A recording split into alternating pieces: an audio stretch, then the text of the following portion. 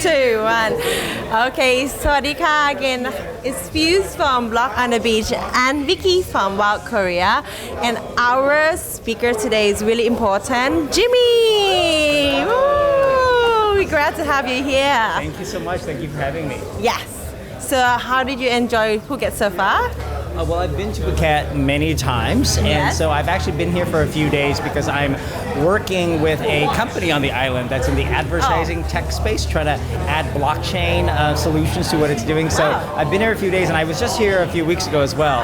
So I'm quite familiar with Thailand. First of all, I love Thailand. It's one of my favorite countries. Food? I love it. It's I have to say, it is one of my favorite foods in the world, but it's number two to my native country of Vietnam. Vietnamese food is really good too. They are great. I know. I love seafood there. I know. So and much. I was just in Ho Chi Minh City for about 10 days before coming here. So I've been eating Thai food, Vietnamese, my two favorites. Yes. I could eat som tam like every day. Thank you very much. I love som tam too. So I want to ask about what's your topic today for the event? Sure. Well, let me introduce myself to your audience. I'm Jimmy Nguyen, and I am CEO of my own company called Blockchain for All. I've been in the blockchain technology space full-time for about 7 to 8 years, first as CEO of a R&D company called N-Chain, one of the largest blockchain tech companies in the world in London. And for the last 5 years, I've been president of the global organization behind Bitcoin SV, the BSV blockchain, which is one of the biggest scaling blockchains in the world. So I've worked in the space a long time after being a lawyer for 21 years in the tech space. So now I started my own company last year to house a number of different projects. So I've got not just one, but several things going on. Which one do you want to talk about? Wow, that's so many topics you can provide to us today. But okay, what the one that you were just speaking to the event? Yeah, so related to Thailand and Phuket, my main focus generally is to make blockchain useful for businesses, governments, and consumers, because we spent so many years with people just talking about crypto trading or trading this, but you don't ever really see anyone use it, right? And so, benefit somebody. Correct. Right? That's really all I want. And all blockchain is like a type of data plumbing. And like the internet is like data plumbing. And so with the company here in Phuket, it's a company owned by an American entrepreneur named Michael Han. It's called Vatic AI, VATIC AI. And right now it uses an artificial intelligence to serve when you're surfing the internet, you get those ads served to you based on your browsing history.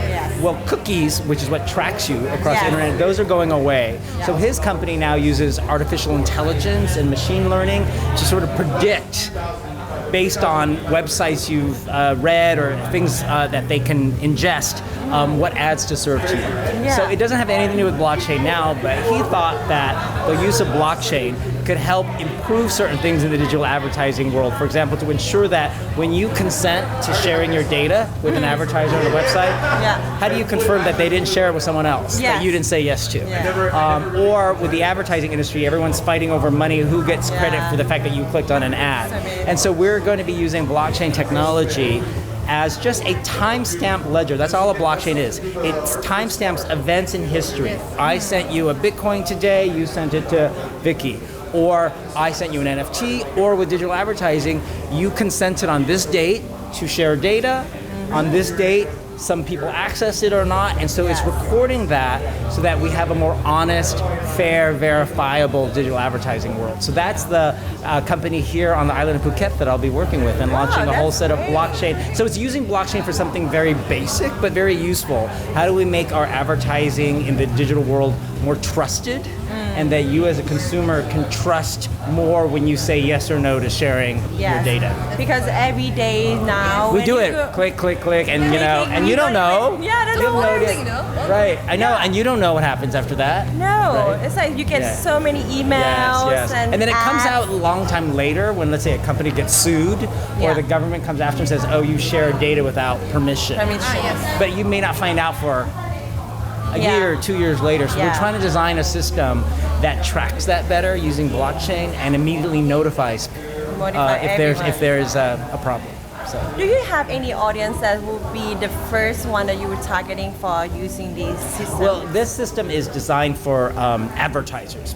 Big, advertisers. So the company that exists now in Phuket, they represent and work with a lot of the big advertisers like MasterCard, Agoda, General Motors. So it's those types of companies, but smaller businesses could use it as well. But obviously, when you're building a business, you want to make money, and often the biggest money is from the big Everyone want to advertising. make money. By the way, we want to use blockchain for good, to do good things, but it's okay to make money while you're at it. Out of it. Yes. Yeah, but because it also then supports jobs, right? For people in countries like this or my native Vietnam, the more money you make, the more impact you make.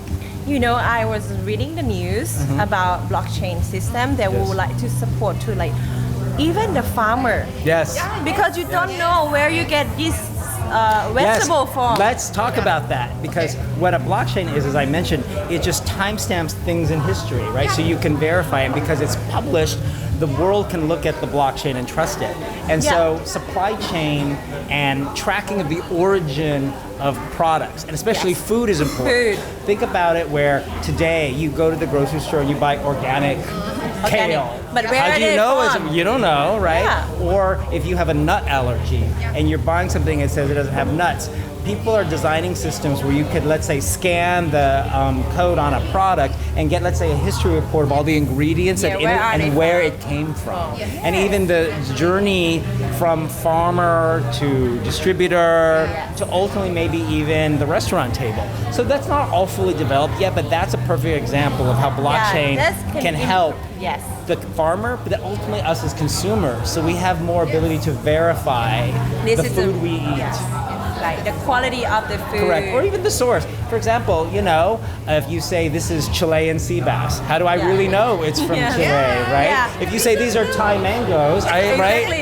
Right. If you're right, you don't know, and people fool you sometimes. I know. And in some places, like the geographic origin of food is important to its value, right? Champagne is really sparkling wine only from the Champagne region of France. Otherwise, it's not really champagne.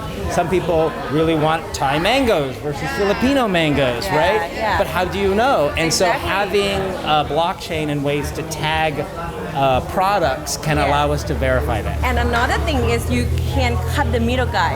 Yes. They cut the middle guy, so the business is run through straight the money to the farmer. Yes. So the farmer now. And you reduce a lot of paper. Yes, a lot. Our world uses too much paper and forms. The other thing blockchains are good at is they cut down what I call data silos. Yes. Every time, and look at all the industries we have, let's say with food.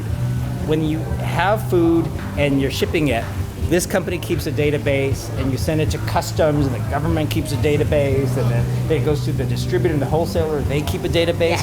So it's hard to find out the accurate journey of the food, and because you're there's different databases, and every data set doesn't match always, or it's slow, right? And you see this in all kinds of industries. So what a blockchain does is if you start putting all the data on a public blockchain, and everyone can look at it in real time and see more accurately the journey of the food, reduce the paper and the time that it costs to input the data. So we're in early days still, but when you start thinking about how blockchain can improve daily life and businesses, it reduces business process. It makes us trust data better. So you see, right? At Block on the Beach. It's all happening here, Block on the Beach. Exactly. This is like we so excited to get this system to improve our life, our future, our children, the world. And this is what I really am encouraging. I'm really encouraging people to think about blockchain for these types of uses, not just to trade a cryptocurrency or trade an NFT of a picture of whatever, an ape or a dog. That's fine. I have no problem with it. It's okay. But it doesn't add anything to our world. No value much. Right. And you can still make good businesses that add value to the farmer, to the consumer, and make money at the same time. So this is really beneficial for many people and our future. So that's why we're here today at Walk on the Beach, because then we bring all the technology and people who advance about, professionalize about this. So with a lot of heart. Yes. And thank you, Jimmy, so much for coming and joining us today. Thank you so much. Looking forward for you tomorrow at BTC Building. Yes. Okay. Thank you so much. Bye.